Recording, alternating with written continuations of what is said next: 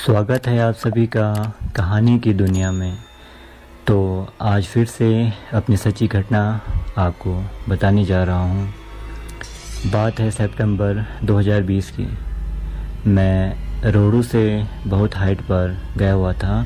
वहाँ पर सेब का काम चल रहा था। मैं बुआ के बेटे के घर पर रुका हुआ था। मेरे साथ मेरा भांजा भी था। एक रात बुआ का बेटा ड्रिंक करके घर आ रहा था और हम सभी डिनर के लिए इंतज़ार कर रहे थे। भाई ने कहा कि 20 मिनट में पहुंच रहा हूं। तो जब टाइम बहुत हो गया तो हमने कॉल किया तो फ़ोन ऑफ था। मैं बाहर निकला और रास्ते में 2 कदम निकला था, तभी ज़ोर से अजीब सी दहाड़ जैसी आवाज़ सुनाई दी। साथ ही पेड़ों पर हलचल हुई।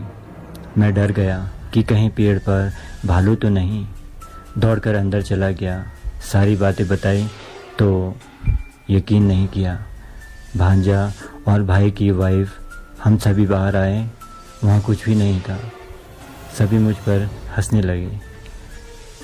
पड़ोस में सभी को कॉल किया तो सभी ने कहा वो तो यहाँ से काफ़ी देर पहले निकल गया था। हम सभी डर गए कि सच में भालू ने तो कुछ कर नहीं दिया। सभी इकट्ठे हो गए। बहुत ढूंढा, कहीं कुछ पता नहीं चला। सभी अपने अपने घर चले गए। हम भी वापस आ रहे थे, तभी वही आवाज़ और झाड़ियाँ हिलने लगी और एकदम से शांति हो गई। किसी को हिम्मत नहीं हो रही थी। सभी को लगा शायद वहाँ पर भालू ही है। जैसे जैसे हिम्मत करके बहुत नीचे खाई में गए तो भाई वहाँ पर बैठा हुआ मिला, किसी से बातें कर रहा था।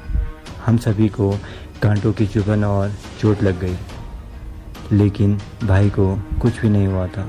हमने भाई को पूछा यहाँ क्या कर रहा है। कुछ भी जवाब नहीं दिया। हम आग जलाने लगे तो आग जलाने से मना करने लगा। हमने आग जलाई, तब वह होश में आया। उसे घर ले गए। सुबह उठा तो उसने बताया उसे कुछ भी याद नहीं और ना ही उसको कोई चोट आई थी।